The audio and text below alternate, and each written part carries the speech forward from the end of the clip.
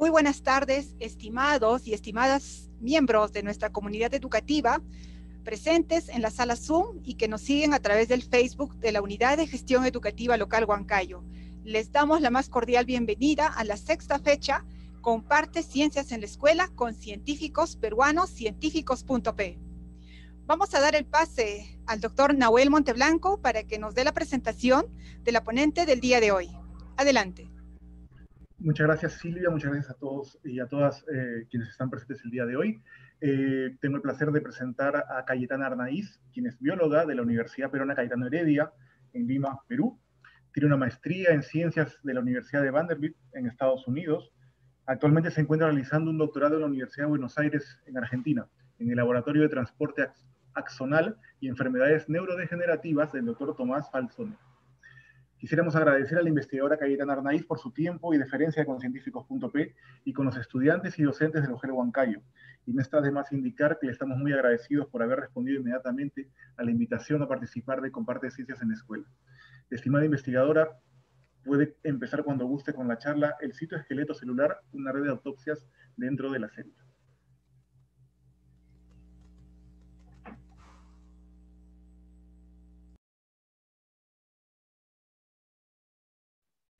Hola a todos. Muchas gracias por la presentación, Nahuel, y muchas gracias por permitirme ser parte de estos seminarios, que me parece una iniciativa muy buena. Bueno, vamos a empezar con la charla. Como dijo Nahuel, yo hoy día voy a hablarles sobre un componente celular llamado el citoesqueleto, y vamos a hablar hacia el final de la charla sobre esta metáfora que me gusta aplicar, que es el citoesqueleto como una red de autopistas dentro de una célula. Pero antes de iniciar con mi charla en general, quería empezar con una idea que creo que es importante para que todos entendamos qué es lo que los científicos hacemos y por qué a veces estudiamos procesos tan específicos. Un segundo que quiero... Ay, perdón. Que no me deja ver el título, por eso estoy un poco perdida. Un ratito. Quiero compartir. Perdón, ¿qué pasó esto? Lo que pasa es que Zoom me está molestando un poco arriba. Bueno, no se puede. No, lo que pasa es que me está tapando los títulos, pero no pasa nada. Quería iniciar con este mensaje, ¿no? Que es la importancia de lo que me gusta llamar el mundo diminuto. ¿Y a qué me refiero con la importancia? Voy a enfocarlo hacia las enfermedades y empezar introduciendo que casi todas las enfermedades, si no todas, son generalmente causadas por problemas a nivel celular o molecular. Y es el conocimiento generado por no solo biólogos celulares, sino investigadores en general en el campo de las ciencias de la vida, lo que permite el desarrollo de tratamientos y curas frente a estas enfermedades. Y algunos ejemplos particulares que he elegido, uno que ahorita lo tenemos muy presente y es la generación y la producción de vacunas, por ejemplo, para combatir enfermedades infecciosas. Todo es conllevado y desarrollado a partir de conocimientos en biología celular. Otro tratamiento, como son las quimioterapias, para tratar distintos tipos de cáncer. Todas las bases y el origen el desarrollo de este tratamiento también es en base a las investigaciones en biología.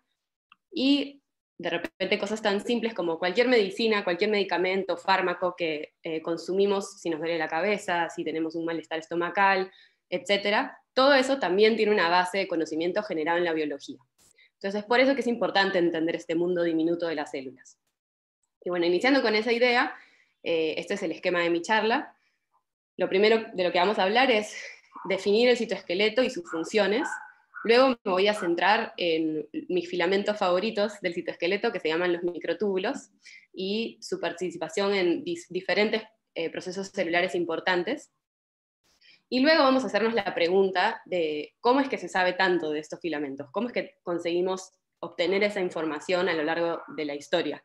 Entonces me voy a centrar en técnicas experimentales de investigación de estos filamentos. Más adelante vamos a centrarnos en un contexto específico que es la neurona y cómo estos microtúbulos funcionan dentro de una neurona, cómo se organizan y qué proteínas están asociadas a estos filamentos. Y luego vamos a hablar de un proceso celular en particular, que es el transporte axonal. Y es ahí donde viene la metáfora del título de mi charla, que es ver a los microtúbulos como carreteras, como autopistas dentro de una célula. Y finalmente voy a presentar un poco de relevancia nuevamente, ¿no? ¿Por qué es tan importante entender todos estos procesos? Y luego las conclusiones finales. Así que bueno, lo primero es definir el citoesqueleto. Este es un componente celular que organiza y le da forma a la célula. Un poco de etimología de la palabra, el prefijo cito proviene del griego y se refiere a todo lo que es parte de una célula o todo lo que está compuesto de una célula, por eso el nombre de citoesqueleto.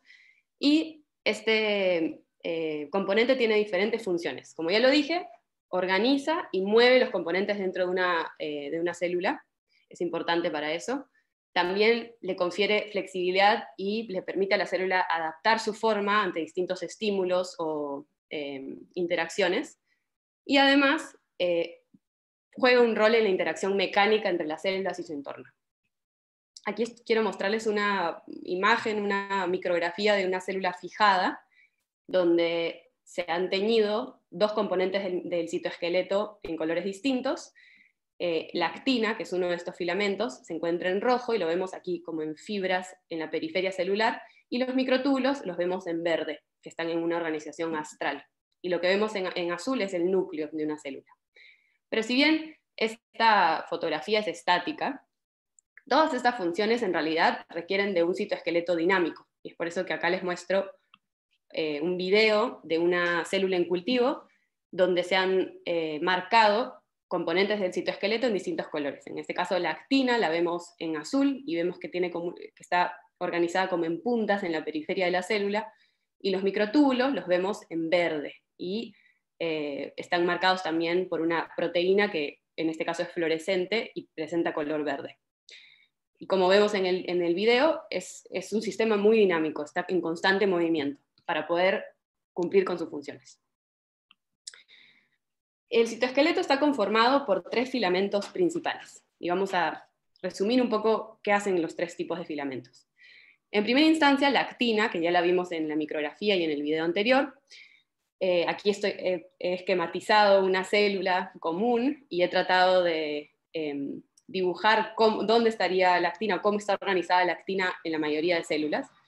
Usualmente tenemos esas fibras que vimos en esa micrografía estática, y también está organizado como en arreglos paralelos que se llaman fibras de estrés. La actina lo que hace principalmente es determinar la forma de la superficie celular. Es necesaria para que una célula se desplace, o sea, para la locomoción celular, y también dirige la separación física entre 2 células durante la división celular, que es el proceso por el cual una célula duplica su DNA y tiene que formar 2 células nuevas. Para esa separación física, la actina tiene que estar funcionando. Luego están los filamentos intermedios, de los cuales existen diferentes tipos, y esto depende del tipo de célula de la cual estamos hablando. Un ejemplo es la queratina o la bimentina, que son filamentos intermedios, y en general lo que hacen es darle fuerza mecánica a la célula. Y finalmente están mis filamentos favoritos, que son los microtúbulos, y que aquí los he dibujado como en el arreglo astral que normalmente tienen, de los cuales salen de un centro organizador que se llama el centrosoma, y luego empiezan a crecer o a polimerizarse hacia los extremos o las periferias celulares. Y los microtúbulos también tienen funciones muy importantes. Primero, determinan la posición de organelas, de organelas y de componentes celulares dentro de una célula. Además, forman una estructura llamada el uso mitótico, que funciona durante el proceso de división celular para poder separar el material genético o el DNA durante la división. Y aquí veis un video donde vemos un embrión de un erizo de mar, el cual ha sido marcado con distintos fluoróforos. En el caso de los microtúbulos los vemos en celeste, y la cromatina se encuentra, o el DNA está en amarillo, y ahí podemos ver cómo las distintas células que vemos en el plano se están dividiendo, y estos filamentos astrales, en este arreglo astral, son los microtúbulos. Y finalmente, los microtúbulos también son estas autopistas de las que les hablo, es decir, dirigen el transporte intracelular. Y este es un video también, un ejemplo. En este caso estamos viendo una neurona humana en cultivo, donde están marcadas unas vesículas o una proteína fluorescente que es transportada a lo largo del axón. Y este es un axón. El cuerpo celular o el soma de la neurona está fuera del video, pero bueno, vemos cómo a lo largo de esta extensión hay cosas, objetos que se están moviendo, están siendo transportados. Y esto es solo posible por la presencia de los microtúbulos como autopistas. Ahora hablemos un poco más de las propiedades o la composición intrínseca de estos filamentos. La subunidad principal, o la subunidad que conforma a estos polímeros, son los dímeros de tubulina, que los vemos aquí en un modelo estructural, un diagrama estructural. Son dímeros porque están conformados por dos subunidades distintas, está la alfa-tubulina y la beta-tubulina, y estas subunidades son capaces de unirse a una molécula llamada GTP, que luego va a ser importante, ya lo vamos a ver. Pero bueno, es una molécula que está envuelta en muchos procesos de regulación de distintos procesos celulares. Estas tubulinas se polimerizan en forma de protofilamentos de manera concatenada, de modo que siempre tienes hacia uno de los extremos del microtúbulo la subunidad beta, que está expuesta, y hacia el otro extremo la subunidad alfa. Y bueno, los microtúbulos son, como lo digo, un filamento, un tubo, con un fondo hueco, un fondo hueco, y usualmente son 13 protofilamentos que conforman el microtúbulo.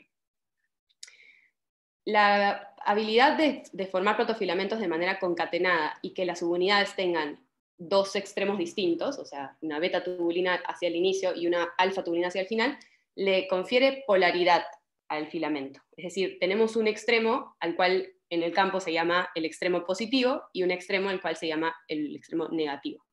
Y esto va a ser importante porque cuando la tubulina empieza a polimerizarse, es decir, empieza a formar estos protofilamentos, pasa de ser soluble a estar en forma de polímero,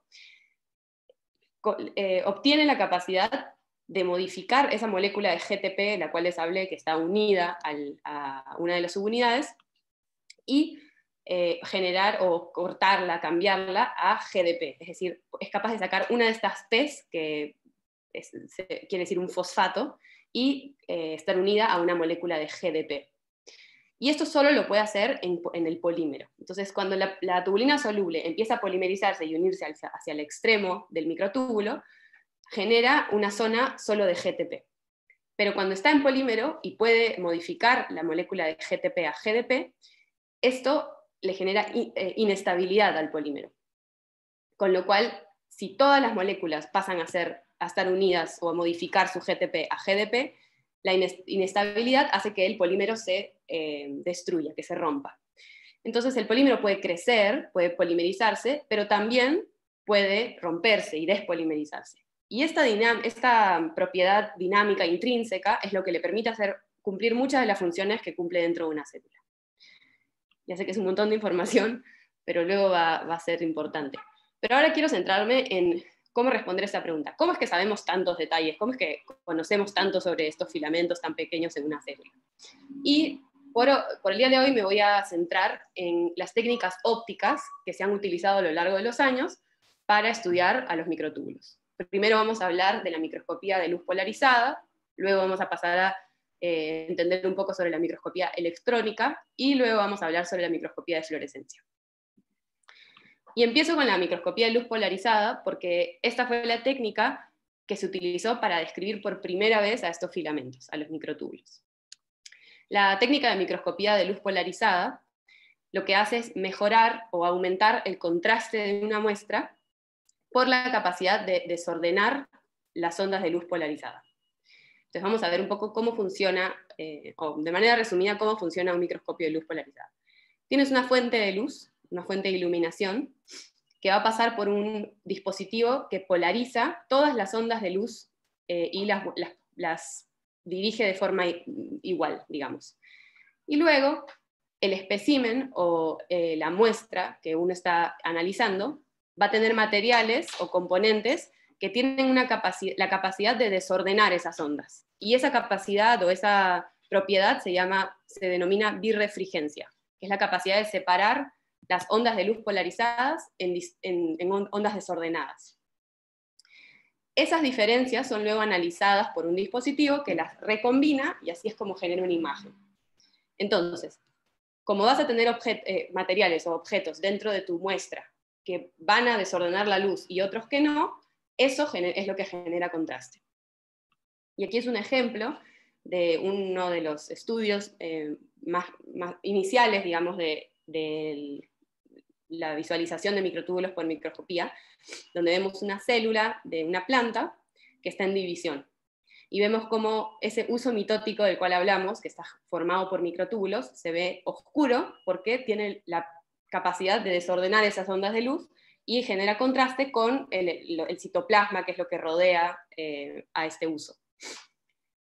Y nada, solo quería resaltar que me parece siempre muy interesante cuando uno lee estudios más antiguos, a veces los conceptos que tenemos ahora totalmente definidos ni siquiera tenían nombre, no se les llamaba microtúbulos a estos tubos, a estos filamentos. Y me gustó cómo los describen, o me parece interesante que hablan de ellos como fibras cromosomales del uso mitótico. O sea, ni siquiera tenían nombre, es así como uno va descubriendo y denominando componentes. Bueno, luego pasamos a la microscopía electrónica. Esta técnica óptica es una técnica de microscopía de alta resolución, lo que significa que nos permite observar de manera mucho más detallada, mucho más específica, propiedades estructurales de distintas proteínas, de distintos componentes, tanto dentro como fuera de una célula. Y aquí es un diagrama de cómo un microscopio electrónico está conformado, y está comparándolo con un microscopio de luz para darnos cuenta o resaltar de que la mayoría de componentes, o digamos la disposición de los componentes, no es tan distinta. La principal diferencia es que en vez de utilizar unas de luz o de ondas de fotones, lo que utiliza un microscopio electrónico, como su nombre lo dice, es un rayo de electrones.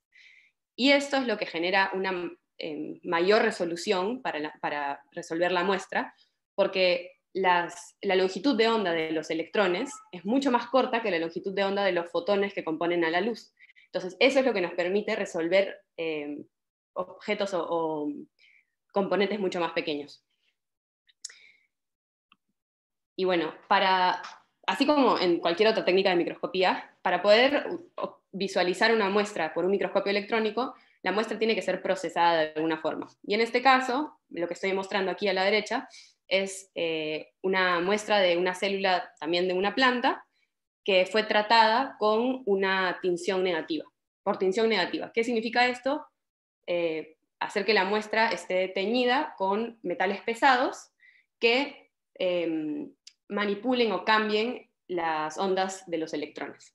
Y eso es lo que genera contraste. Entonces aquí, en esta primera fotografía, vemos unos filamentos dentro de la célula, y esto es un corte horizontal.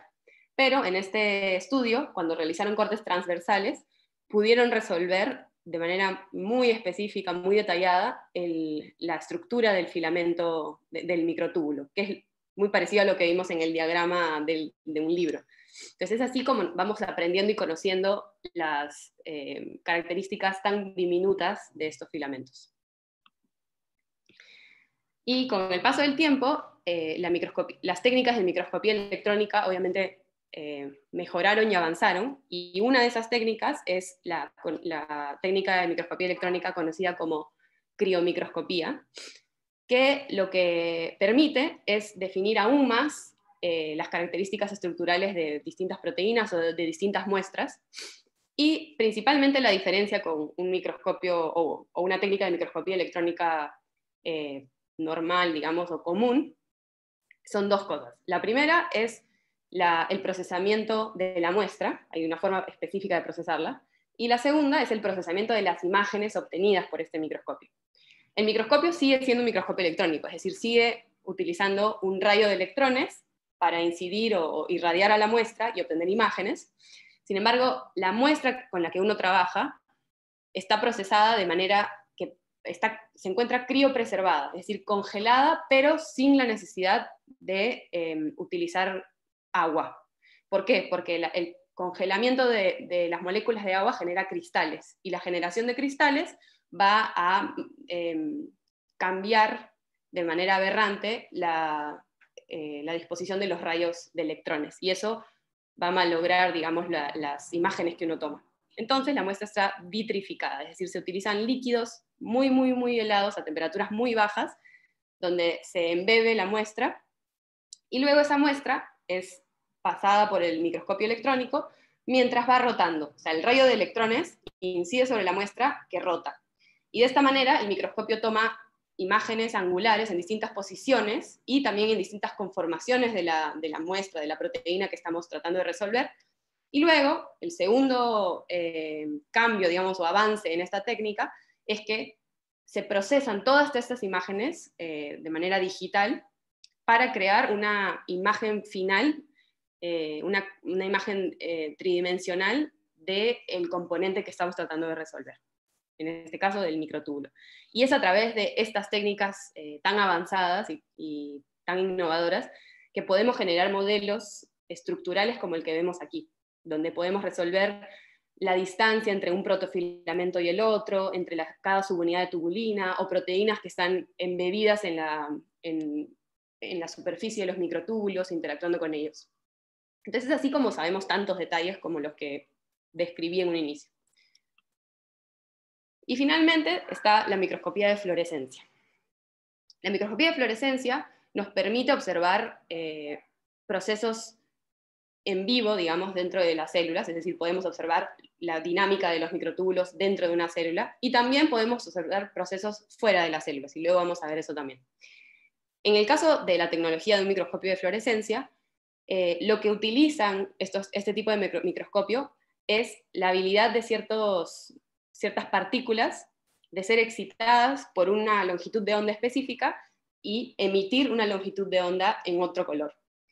Y estos se les llaman fluoróforos. Entonces, la muestra es procesada o es tratada de forma que uno marca algún componente celular con un fluoróforo de un color específico que sabemos que se excita a cierta longitud de onda y emite una luz a cierta longitud de onda también, y es así como resolvemos la imagen.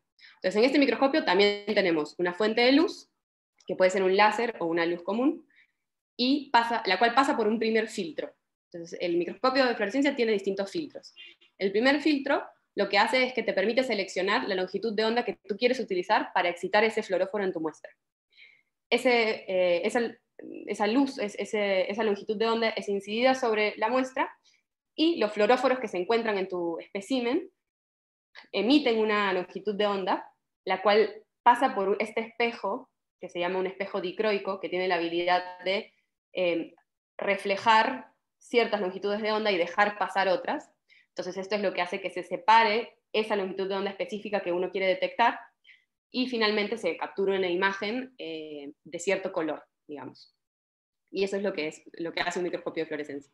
Esto es un ejemplo de un experimento utilizando un microscopio así, donde vemos una célula epitelial en cultivo que está expresando una proteína que se une a microtúbulos y tiene una marca fluorescente, que es esta proteína llamada proteína fluorescente verde, es decir, florece en color verde cuando es excitada a cierta longitud de onda. Entonces, con el microscopio de fluorescencia podemos tomar videos de esta manera y mirar dentro de una célula en tiempo real la dinámica del microtúbulo. Y acá vemos cómo los microtúbulos salen de este centro organizador que vimos en los diagramas iniciales, y son muy dinámicos, y los microtúbulos crecen y se polimerizan hacia los extremos de la célula. Y lo mismo podemos observar en otros tipos celulares. Esta también es un video de una microscopía con microscopía de fluorescencia, y en este caso estamos observando una neurona en cultivo, donde también está esta proteína tagueada o marcada, y de nuevo, en estas extensiones neuronales observamos que los microtúbulos crecen y se polimerizan. Entonces son procesos celulares que los vemos en tiempo real gracias a este tipo de técnicas. Ahora, dentro de una neurona, como vemos en este video, el escenario es mucho más complejo, ¿verdad? O sea, nosotros con la microscopía de fluorescencia podemos logramos ver un solo componente capaz, pero están pasando cosas de diversos procesos, diversas cosas al mismo tiempo, porque es una célula como cualquier otra que es bastante compleja. En la neurona tienes, en el soma o en el cuerpo celular, la organización astral que vimos de estos microtúbulos que salen de un centro organizador, pero también tienes estas extensiones o proyecciones celulares, neuronales. Hacia el soma tienes las dendritas, que también contienen a microtúbulos, y hacia el axón tienes un arreglo de microtúbulos particular. Digo particular porque recuerdan que hablamos sobre la polaridad de estos filamentos, donde uno de los extremos es un extremo negativo y el otro es un extremo positivo. Bueno, dentro del axón, todos los microtúbulos están organizados de forma que sus extremos negativos están hacia el soma y sus extremos positivos están hacia el cono neural o el axón distal. Esta organización se da gracias y es regulada por distintas proteínas, diversas. Entonces se dice que los microtúbulos están decorados por diversas proteínas. Y muchas veces, si uno quiere estudiar una proteína en particular, dentro de una célula es un poco complicado, porque tienes a muchos otros factores que están interactuando y están funcionando. Y para eso hay otras técnicas en la biología celular que te permiten estudiar componentes específicos. Una de ellas es otro tipo de microscopía de fluorescencia, que se llama la microscopía de fluorescencia de reflexión interna total, o TIRF, y el uso de proteínas purificadas. Primero voy a explicar la técnica de microscopía y luego vamos a hablar de la purificación de manera muy resumida. La técnica de TIRF es básicamente un microscopio de fluorescencia normal, pero tiene la propiedad de que el láser o la fuente de luz que está irradiando a la muestra lo está haciendo en un ángulo específico, que se le llama ángulo crítico. Y este ángulo específico lo que hace es que toda la luz que es incidida hacia la muestra sea totalmente reflejada. Por eso el nombre de reflexión interna total de fluorescencia. Entonces, como vemos en el diagrama, la luz incide y luego se refleja totalmente. Y además, la luz está pasando por dos entornos distintos. Está pasando por un entorno de aceite, porque nosotros cuando hacemos esta técnica ponemos una gota de aceite en los objetivos de los lentes del microscopio, y además por el vidrio que contiene a la muestra, que es lo que se llama la lámina portaobjetos. Entonces, ese paso por ambientes distintos, lo que genera es un fenómeno llamado un campo de evanescencia, donde la excitación de los fluoróforos que se encuentran en la muestra solo se va a dar casi a 200 nanómetros hacia arriba del vidrio. Entonces, como vemos aquí en el diagrama, tenemos toda esta muestra, que se llama nuestro espécimen, y tenemos fluoróforos en toda nuestra muestra. Sin embargo, los únicos que están activados o excitados son los que están más cercanos, los que se encuentran solo dentro de este campo. Y eso lo que nos permite es evitar el ruido o el background de la imagen capturada y poder tener una imagen de mejor calidad y poder observar procesos muy finos. Lo otro que podemos hacer es investigar proteínas o componentes celulares fuera de una célula. Y eso es a lo que me refiero cuando digo purificación de proteínas. Es decir, yo voy a sacar la proteína, el componente que quiero estudiar, y lo voy a investigar en un tubo, no dentro de una célula. Y la purificación puede ser a partir de distintas fuentes. Una opción es utilizar tejidos. En el laboratorio en el que yo trabajaba, el laboratorio de la doctora María Zanik, trabajamos con tubulina porque investigamos a los microtúbulos, y las neuronas, el cerebro, el sistema nervioso, es muy abundante en tubulina y en microtúbulos. Entonces utilizábamos cerebros bovinos, cerebros de vacas, donde lisábamos el tejido y extraíamos tubulina en un tubo, y eso lo polimerizábamos para generar microtúbulos in vitro. Otra opción es utilizar bacterias o líneas celulares, donde yo construyo un plásmido que contiene el gen para la proteína que yo quiero estudiar, hago que estas células expresen esa proteína, y una vez que las hago crecer, y tengo varias, liso estas células, y por procesos de purificación obtengo la proteína específica que yo quiero estudiar. Entonces, en el laboratorio de la doctora Zanik, como ya lo había mencionado, lo que estudiábamos eran los microtúbulos y utilizábamos estas dos técnicas particulares. Utilizábamos la microscopía TIRF y la purificación de tubulina y otras proteínas asociadas a microtúbulos para poder estudiar cómo es que estas proteínas afectaban la dinámica de microtúbulos. Entonces, el arreglo o el sistema de los experimentos era como se muestra en este diagrama. Tenemos al láser incidiendo de manera específica para generar reflexión interna total, y estos dímeros son los dímeros de tubulina que uno purifica y que puede marcar con colores específicos, y puedes observar cómo los extremos de los microtúbulos crecen. Y ese es un video ejemplificando lo que acabo de decir. Acá, como ven, esto está fuera de una célula, no es dentro de una célula. Tenemos a los microtúbulos purificados y vemos cómo las extensiones, los finales, los extremos de los que hablábamos, pueden crecer y luego despolimerizarse y volver a crecer. Entonces, estos procesos los podemos analizar o cuantificar utilizando o generando unos gráficos que llamamos chymographs, que son estos de aquí, los cuales se hacen utilizando programas específicos, y lo que te permite es generar un gráfico de distancias en el tiempo para poder ver distintas propiedades. Podemos ver cómo el microtúbulo en el tiempo se estuvo polimerizando, o cómo se despolimeriza, se rompe. En el campo del estudio de microtúbulos, cuando un microtúbulo deja de crecer y empieza a achicarse, eso se le llama una catástrofe. Y cuando un microtúbulo, por el contrario, está despolimerizándose y empieza a crecer, a eso le llamamos rescate. Entonces, todas estas propiedades dinámicas las podemos cuantificar, las podemos estudiar, y podemos también evaluar qué pasa cuando agregamos otras proteínas al sistema, esto cómo cambia. En el caso de mi proyecto, yo estuve estudiando una familia específica de proteínas asociadas a los microtúbulos, llamadas proteínas cortadoras. Y la razón por la que me interesé mucho en esta familia de proteínas fue porque se ha reportado que existen diferentes mutaciones que están asociadas a enfermedades neurodegenerativas. Es decir, si una de estas proteínas funciona mal, el sistema nervioso del humano también presenta problemas. Por ejemplo, algunas mutaciones están asociadas a microcefalia, y a nivel celular vemos defectos en la extensión de las dendritas y de los axones de las neuronas. Y en el caso de otra de las proteínas llamada spastin, mutaciones en esta proteína están relacionadas a una enfermedad llamada paraplegia espástica hereditaria, que es una enfermedad que afecta el sistema nervioso motor, y los pacientes no pueden mover correctamente sus extremidades. Y a nivel celular lo que se ven son como hinchazones a lo largo de los axones de estas neuronas.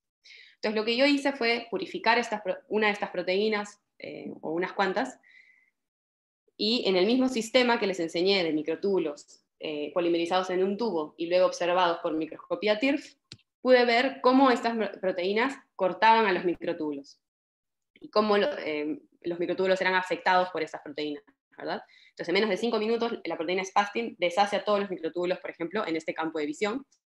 Y de esta manera, o utilizando esta técnica, pues, se pueden analizar distintos principios enzimáticos o principios de la proteína, del funcionamiento de la proteína. Aquí, por ejemplo, les estoy mostrando un gráfico que muestra cómo en el tiempo la intensidad de la fluorescencia en mi campo de visión va a ir disminuyendo, porque spastin va como comiendo al filamento. Y si yo genero distintas condiciones, la actividad varía. Cambia dependiendo de lo que uno ponga en el sistema. Pero volvamos a la célula, porque ahorita nos hemos adentrado en el funcionamiento de un componente en particular, de una proteína, y cómo afecta al microtúbulo.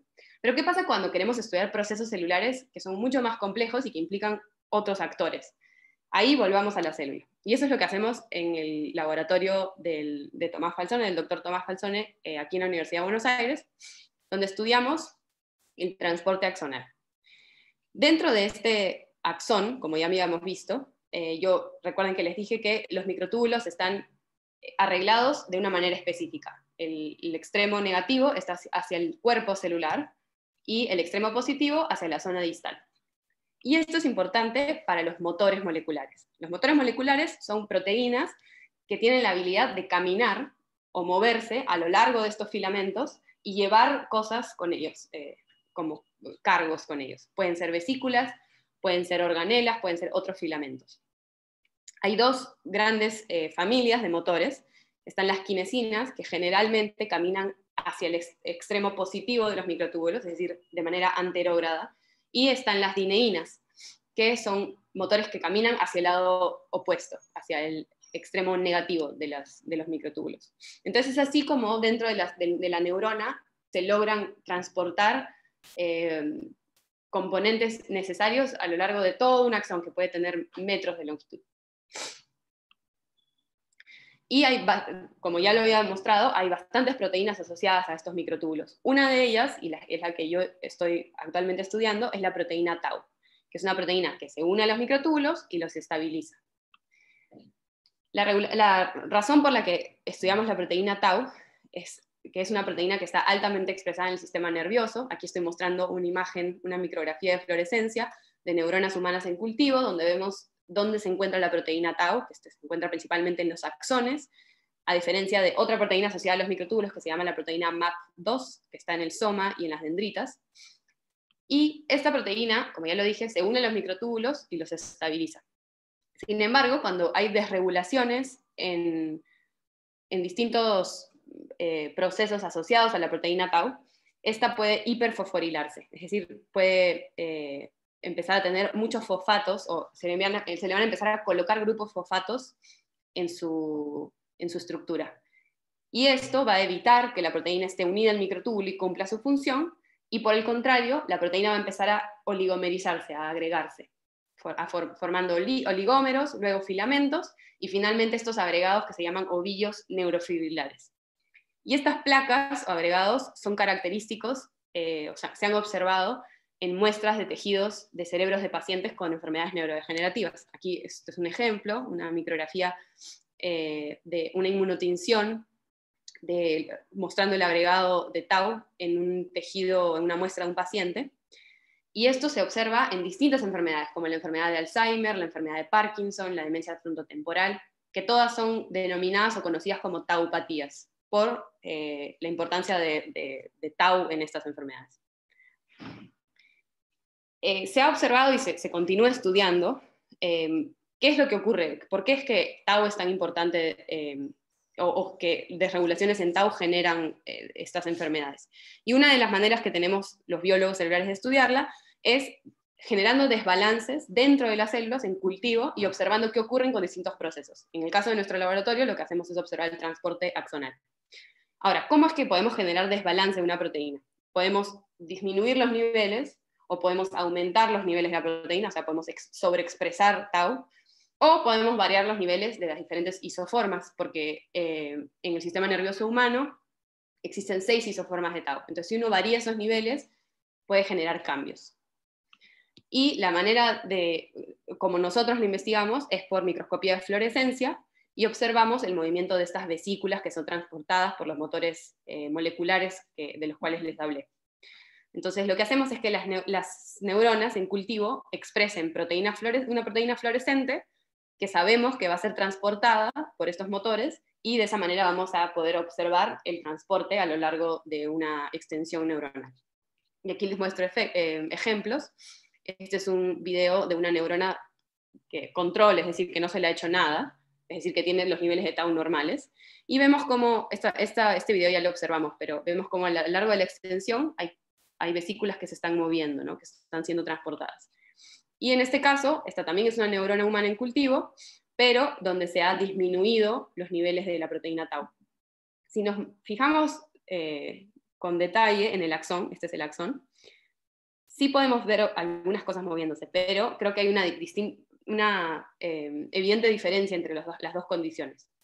Si bien lo podemos observar así de manera cualitativa, una mejor forma es utilizando los famosos kymograph de los que ya hablamos, que son estos gráficos de distancia y tiempo, que nos permiten observar lo que está ocurriendo en el video, pero de manera como aglomerada.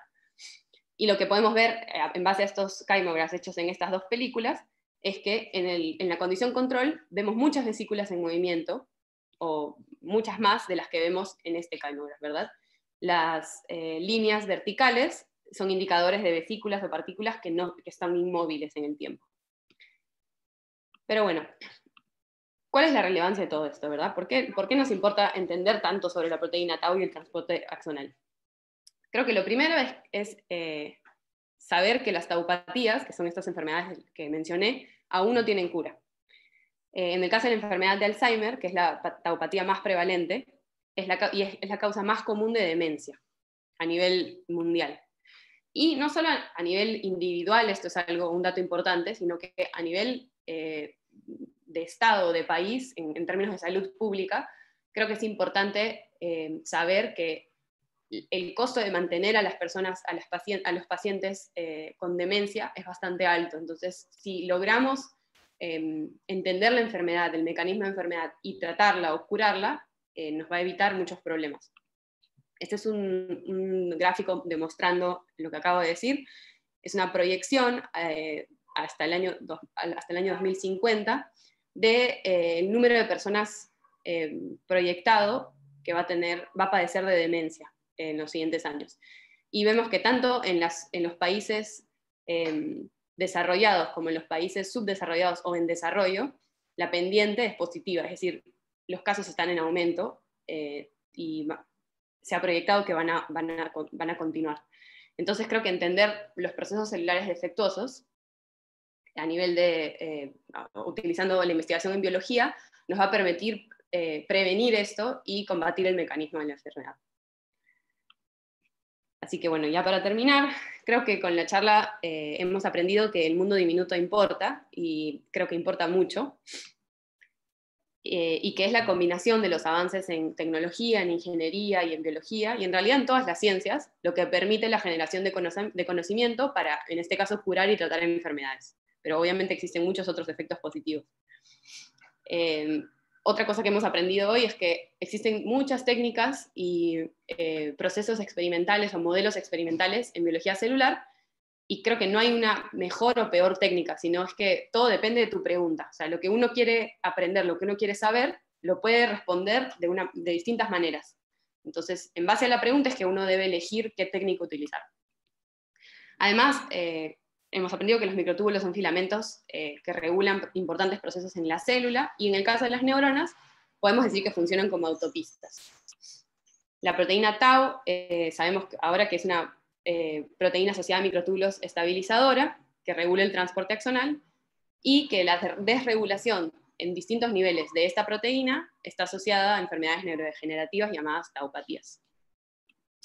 Bueno, nada, gracias. Eso es el fin de la charla. Y nada, quería agradecer al laboratorio de la doctora Zanik, que es donde hice mi maestría, al laboratorio de Tomás Falzone, del doctor Falzone, que es donde estoy haciendo mi doctorado, y a Nahuel y a Melina por esta iniciativa increíble y por haberme incluido en las charlas. Y bueno, y también a la Asociación de UGEL Huancayo por hacer que esto se dé y esto ocurra.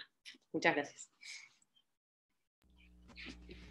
Muchas gracias, estimada Cayetana Arnaiz, bióloga de la Universidad Peruana Cayetano Heredia, con una maestría en ciencias de Vanderbilt University de Estados Unidos, y actualmente realizando el doctorado en la Universidad de Buenos Aires en el Laboratorio de Transporte Axonal y Enfermedades Neurodegenerativas. Vamos a la segunda parte de este encuentro. Vamos a pedir la participación de nuestra audiencia, planteando sus inquietudes y preguntas. Solicitamos levantar el icono de la manito para brindarles la opción de poder plantear sus preguntas. Me gustaría iniciar, por favor, estimada Cayetana, respecto a la siguiente inquietud. Hay una relación, ¿no?, entre, digamos, las sustancias proteicas que existen dentro de la célula y esto de las enfermedades neurodegenerativas. ¿Qué importancia, qué relación podría haber la calidad de consumo proteico para poder mantener en un buen funcionamiento el dinamismo celular? Una buena pregunta, Silvia. Sí, yo creo que en términos de nutrición, salud nutritiva es algo importante en cualquier enfermedad o cualquier estado de salud en una persona, ¿verdad? A nivel del sistema nervioso, creo que no podría específicamente decirte, bueno, si hay un consumo proteico menor o un consumo proteico de ciertos componentes o ciertas proteínas, te vuelves más propenso a generar una enfermedad neurodegenerativa, pero sí creo y sé que una buena alimentación siempre es necesaria desde los inicios del desarrollo de un niño para que el sistema nervioso funcione en su totalidad y de buena forma desde el inicio, ¿no? Gracias. Vamos a pedir, por favor, a ver si existen preguntas de los participantes que nos siguen a través del Facebook. Por favor. No todavía. Ah, sí, por favor. Muchísimas gracias. Soy la profesora Liliana Larico, agradeciendo por la gran disertación y que me ha aclarado muchas dudas. Tengo 3 preguntitas. La primera es si todas las células presentan la misma cantidad de microtúbulos o hay diferencias entre células animales o vegetales en cuanto a ello. La segunda pregunta es que en los videos que usted mostró se podía observar el comportamiento de los microtúbulos. Ese comportamiento, con ese comportamiento se puede identificar qué proceso está la célula, se llega a ello. Y la tercera pregunta que me pareció muy interesante, esto de las enfermedades del Alzheimer, por ejemplo. Si se puede practicar estas pruebas como para saber con anticipación si van a desarrollar esta enfermedad, porque ahí había una tendencia, ¿no? De que si esos microtúbulos, cómo actúan en las neuronas, ¿no? Se puede hacer como algo, como una medida de prevención para saber si va a tender a desarrollar Alzheimer algún familiar o alguna persona. Eso sobre todo. Muchísimas gracias. Bien, gracias. Todas muy buenas preguntas. Respecto a la primera pregunta, sí, tanto las células vegetales como las células animales presentan, yo diría que en general la misma cantidad de tubulina y de red de microtúbulos o estructura de microtúbulos. Obviamente los tamaños de las células varían, así que es proporcional al tamaño. Incluso en bacterias, que son células no eucariotas sino procariotas, se han encontrado proteínas homólogas o filamentos homólogos a los microtúbulos, lo que daría a indicar que esto ha sido un proceso evolutivo, pero estos filamentos siempre han estado presentes en una célula. La segunda pregunta era sobre... ¿cuál era la segunda pregunta? Me olvidé. Sobre el comportamiento de los microtúbulos, si con ese tipo o hay diferentes comportamientos, ¿no? Si con ese comportamiento podemos identificar qué está haciendo la célula o en qué proceso está la célula. Sí, ya me acordé, sí, eso también es una muy buena pregunta, y la respuesta es que sí. Se sabe por descripciones, por micrografías, como lo enseñé y lo hemos observado, cómo es que los microtúbulos están dispuestos, por ejemplo, en una célula en interfase, que normalmente tienen esa organización astral que mostré, que salen de un centro organizador y luego van migrando o polimerizándose hacia la periferia. En ese caso sabríamos que estamos ante una célula en interfase.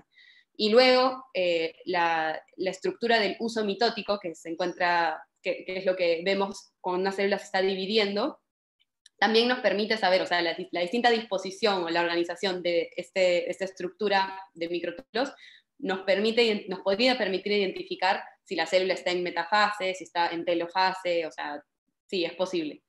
Y respecto a la tercera, que es que si este conocimiento o el estudio de estos procesos nos podrían permitir generar técnicas o terapias preventivas o conocer de manera más como reciente o más rápida si es que una persona puede sufrir una enfermedad neurodegenerativa. Esa es la idea. O sea, lo interesante de todos estos estudios es que muchas de estas mutaciones de las cuales yo les hablo, que están presentes en personas que luego desarrollan una enfermedad degenerativa, en realidad están presentes desde que la persona nace. Sin embargo, el efecto se ve a edades más tardías. Y eso es lo que hasta ahora estamos intentando entender, ¿no? ¿Cómo es que una mutación en una proteína que nosotros en una célula en cultivo observamos defectos inmediatos casi, o sea, cambiamos, por ejemplo, hacemos un desbalance en tau y vemos un efecto tan evidente como que el transporte se ve interrumpido, ¿cómo es que esta persona, porque una persona puede tener un desbalance en la proteína, pudo desarrollarse toda su vida y vivir toda su vida de manera normal, y luego, en un momento, en una instancia, su sistema nervioso empezó a fallar y la memoria, y bueno, desarrolló un cuadro de demencia, ¿verdad? Entonces creo que sí, entender estos procesos de manera específica y a tanto detalle nos va a llevar a luego también comprender cuándo es que se genera el defecto y por qué.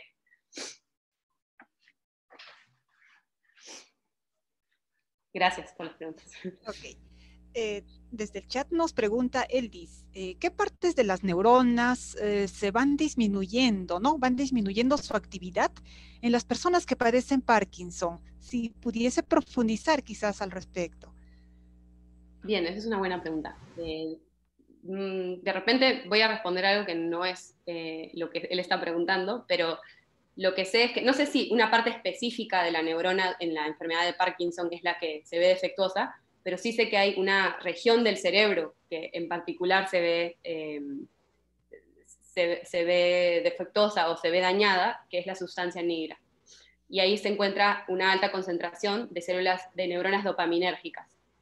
Entonces, cuando hay una falla en esta región, es que se genera la enfermedad de Parkinson. Pero más específico que eso, no lo sé. Gracias. También Maite nos pregunta, ¿cada microtúbulo cumple distintas funciones? Bien, buena pregunta. En realidad, diría que funcionan más como una red. O sea, todos funcionan en conjunto, porque es difícil encontrar en una región celular un solo microtúbulo. Están como aglomerados y son todo un sistema, y funcionan en conjunto. Así que creo que individualmente tienen propiedades intrínsecas importantes, que son de las que hablamos, ¿no? De esta dinámica, esta instabilidad dinámica, pero es todo como un concierto de una red de microtúbulos, una estructura más general, más compleja, la que hace las funciones principales. Gracias. María Elena nos pregunta quizás poder profundizar algo respecto a cómo funcionan, ¿no?, los microtúbulos en la célula de un paciente de Parkinson. Wow, es una gran pregunta. Capaz alguien lo sabe, creo que yo no lo sé. No estoy muy segura de cuál es el defecto específico del microtúbulo, pero sí la célula en general, o sea, las neuronas en general se encuentran dañadas, y como vimos tanto en los diagramas, en los esquemas que mostré, como en algunas fotografías, los microtúbulos están en todos lados. Entonces, quiero especular de que probablemente existen defectos a nivel de ciertas proteínas que regulan el sistema de microtúbulos, y bueno, los microtúbulos, probablemente hay algún problema de esta organización dentro de la célula, la neurona no es capaz de llevar ciertos componentes hacia una región, y puede que por ahí esté el problema, pero no sé específicamente cómo el microtúbulo está defectuoso. Gracias. Lucero nos pregunta, buenas tardes, mi pregunta sería, ¿qué es lo que causa que la proteína de tau disminuya o aumente para causar enfermedades neurodegenerativas? Una gran pregunta, sí, también. Puede ser hay distintos niveles de regulación, digamos, de la expresión de cualquier proteína, pero en el caso de tau podemos decir que el problema puede estar a nivel genómico, es decir, tú puedes presentar una mutación en el gen de la proteína en el gen que codifica para la proteína tau, que es el gen MAPT, y esta mutación puede disminuir, puede regular que la expresión sea más baja, pero también pueden haber regulaciones en procesos más tardíos. Por ejemplo, cuando la proteína cuando el gen pasa a ser RNA, que es como el dogma central de la expresión de una proteína en una célula. Tú pasas de DNA a RNA y luego a una proteína. En todos estos niveles hay procesos regulatorios que pueden estar afectados y que pueden disminuir o aumentar los niveles de la proteína. Gracias. Eduardo nos pregunta, ¿qué es lo que causa y lo que diferencia una célula cancerígena de las demás? Variando un poco el tema. Sí. Creo que no entiendo muy bien la pregunta, pero bueno, en rasgos generales lo que puedo decir es que una célula, no hablamos de cáncer en la presentación, pero una célula cancerígena tiene esta capacidad de multiplicarse de manera infinita, a diferencia de una célula normal que tiene un tiempo limitado de división y de vida, digamos. Entonces, la célula tumoral lo que tiene es que puede dividirse, multiplicarse y no morir. Y es así como se generan los tumores, ¿no? Por esta multiplicación infinita que tienen estas células. Gracias. Shirley nos pregunta, ¿las enfermedades degenerativas tienen prevalencia en la transmisión de caracteres hereditarios en los cromosomas? Sí, existen enfermedades, por ejemplo, hay un tipo de Alzheimer que es hereditario, que está codificado y que puede ser, si tus padres o tus abuelos tenían esta mutación, esta puede ser pasada de generación en generación, pero también existen tipos de Alzheimer y de otras enfermedades que no son hereditarias, que simplemente ocurren. Gracias. Patti pregunta, ¿hay diferencia en la cantidad de microtúbulos de una célula que se divide y otra que no se divide? Esa es una muy buena pregunta. La realidad es que no lo hay, es la organización lo que cambia. Si bien parece que empiezan a concentrarse, la expresión de tubulina, digamos, que es la proteína, la subunidad principal del microtúbulo, es siempre la misma. Es solo la forma de organizarse, dónde se concentran, dónde empiezan, o sea, esta propiedad dinámica que tienen estos filamentos es tan increíble que les permite hacer eso sin cambiar las concentraciones del componente. Por acá, bueno, hay una pregunta que profundiza algo. ¿Cuál es la importancia del núcleo en las células? El núcleo celular es el componente donde se encuentra conservada toda la información genómica de la célula, donde se encuentran los cromosomas, el DNA. Y esta es la información que codifica para todas las funciones que puede generar una célula, para todas las proteínas envueltas en los procesos. Entonces es como el centro de información de la célula. Bien. A ver, mientras tanto, doy el paso a Melina. Quizás hay alguna pregunta adicional en el Facebook, por favor. No por el momento. Parece que Cayetana lo ha explicado todo con tal claridad que no ha suscitado preguntas en nuestros oyentes en Facebook, pero solamente quería comentarte, Cayetana, que hemos tenido más de 160 personas en total siguiendo la charla, así que muchas gracias. Parece que Betsy tiene una pregunta, ha levantado su manito. Betsy. Claro que sí. Muy buenas tardes, saludos desde Huaral. Interesante la ponencia de la doctora. Realmente me interesa mucho esto del avance de lo que vendría a ser los distintos organelos y especialmente también del citoesqueleto, ¿no? Porque cuando uno le explica a los estudiantes, generalmente les hace ver como si la célula al interior fuera una enorme ciudad, donde cada uno de los organelos cumple una función. Estaba leyendo un artículo sobre los microscopios cuánticos que están saliendo. ¿Qué implicancia tiene pues el uso de los microscopios cuánticos en relación al citoesqueleto? ¿Cómo ayudaría en este caso a los científicos para poder seguir indagando sobre las funciones de este citoesqueleto? Gracias. Hola Betsy, gracias, pero lamentablemente no lo sé. No tengo respuesta para tu pregunta, no sé mucho, no he leído lo suficiente sobre microscopía cuántica, pero me imagino que deben ser de mucha información y de mucha ayuda.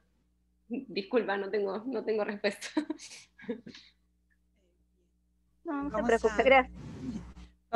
Tenemos algunas preguntas más acá en el chat. ¿En cuánto tiempo tiene que pasar para que una célula muera fuera del cuerpo? Es la inquietud de Astrid. En cultivos te refieres. Depende del tipo celular, de la línea con la que uno trabaja. En el caso de las neuronas, existen publicaciones donde las tienen por más de 50 días en cultivo. Pueden mantenerse. Nosotros usualmente las utilizamos hasta 5 semanas en cultivo.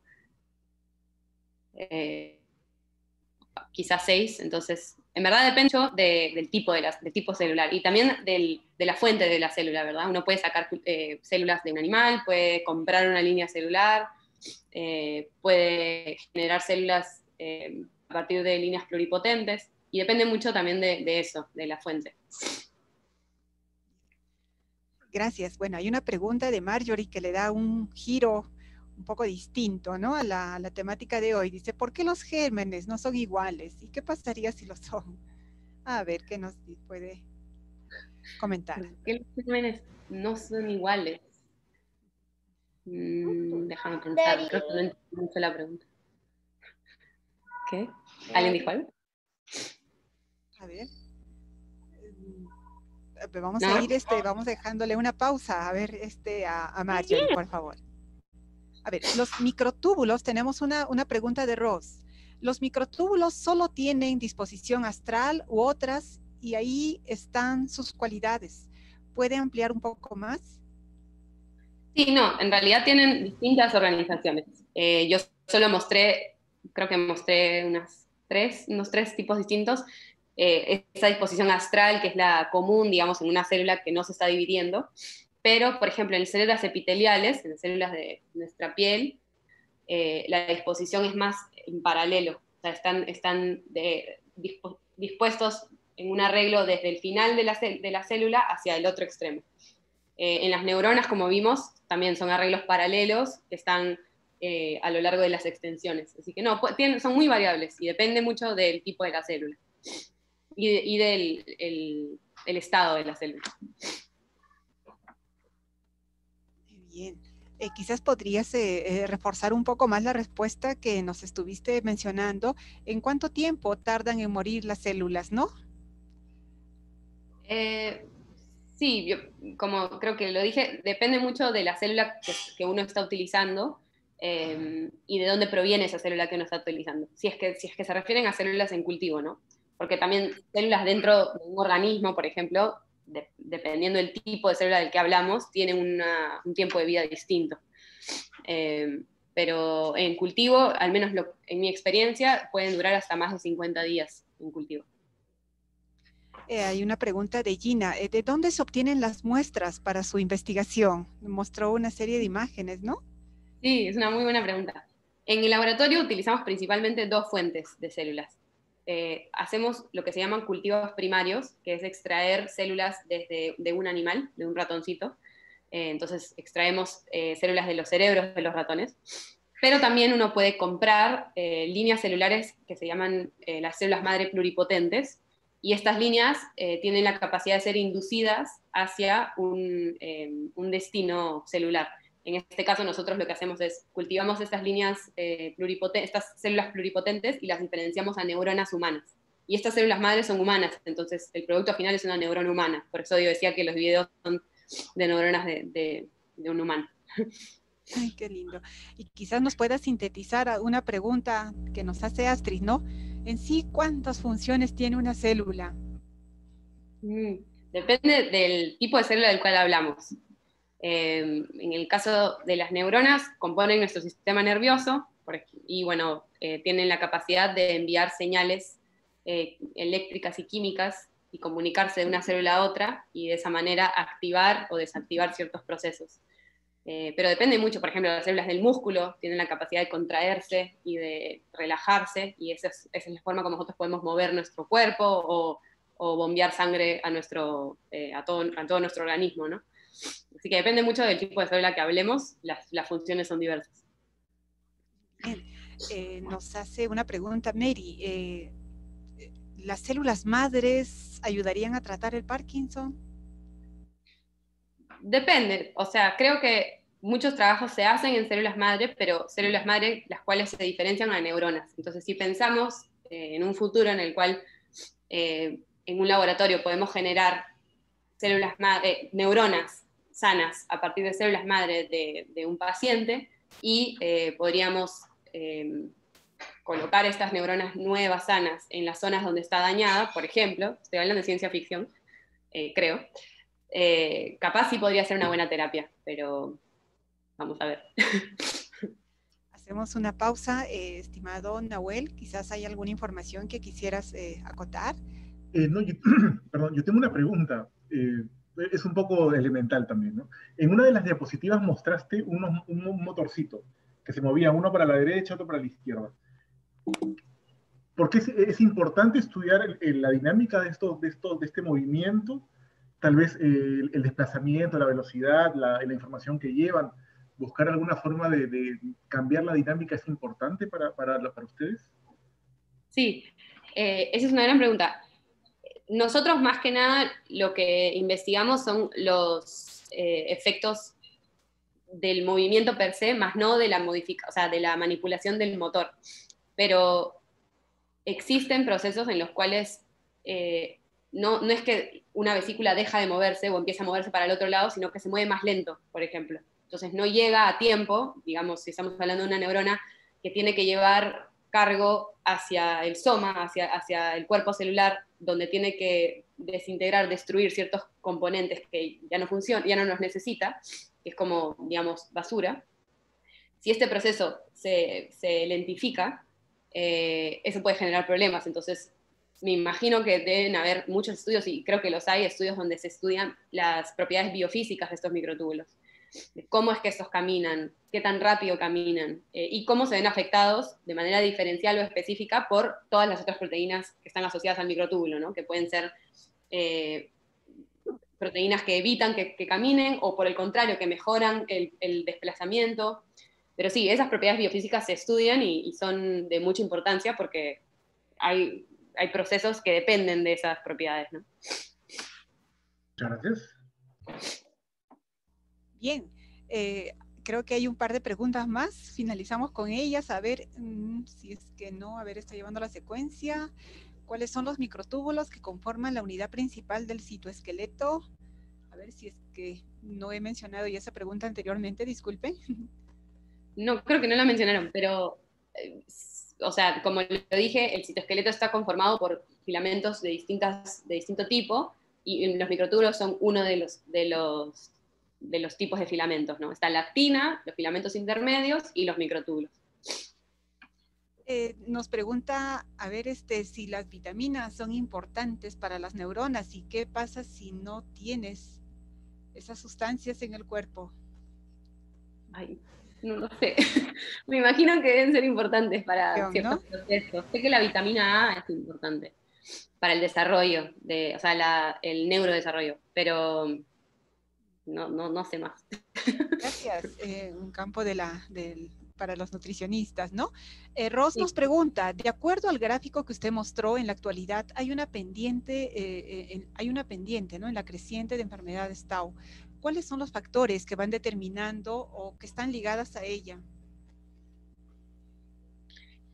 Creo que los factores pueden ser varios y probablemente los epidemiólogos saben más que yo, pero creo que una de las cosas que hace que esta pendiente vaya creciendo cada vez más es que a la vez ahora tenemos la ventaja de que podemos vivir más años. O sea, antes los humanos vivíamos menos tiempo. Y bueno, el hecho de que la edad ya no sea tan corta, o sea, podamos vivir hasta los 90 o más, también acelera o aumenta la cantidad de casos que tenemos de personas con demencia, ¿no? Porque son enfermedades de los adultos mayores. Pero deben haber otros componentes que yo no los tengo presentes. Mariluz nos pregunta, ¿qué nutrientes serán esenciales para mantener tanto tiempo vivo a las neuronas, ¿no? ¿Habrá alguna relación entre la presencia de ciertas sustancias? Perdón, sí. Perdón, Silvia, dice las neuronas en cultivo. Cierto. Sí, cuando nosotros cultivamos neuronas, agregamos componentes específicos. Hay factores de crecimiento específicos, por ejemplo, que son necesarios para mantener a las neuronas. Tenemos que agregar diferentes componentes en los medios que se encuentran ya prehechos, digamos. Pero sí, más que nada son factores de crecimiento. Y ahora no se me viene a la cabeza los demás que utilizamos. Pero sí, hay componentes específicos. Gracias. Desde el Facebook, Fabiola nos pregunta, ¿han estudiado la función del citoesqueleto en la reparación del daño al ADN?